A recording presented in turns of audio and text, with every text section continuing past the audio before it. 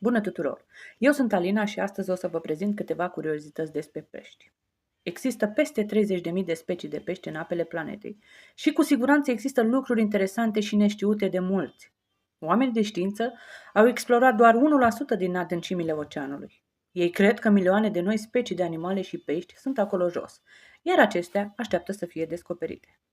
Majoritatea peștilor nu au ploape, iar singurul pește care poate clipi este rechinul. Studiile sugerează că peștii nu simt durere, iar motivul ar fi lipsa creierului la unele specii. Cred că voi nu știați că unii pești se pot înneca în apă. La fel ca oamenii, peștii au nevoie de oxigen, deci dacă nu există suficient oxigen în apă, se vor sufoca. Pirania. În ciuda reputației lor, nu există dovezi clare, înregistrări cu pirania care să mănânce vreodată oameni vii. În schimb, mănâncă de obicei alți pești, fructe care cad în apă, animale și cadavre. Iar dacă încă nu mi-ai dat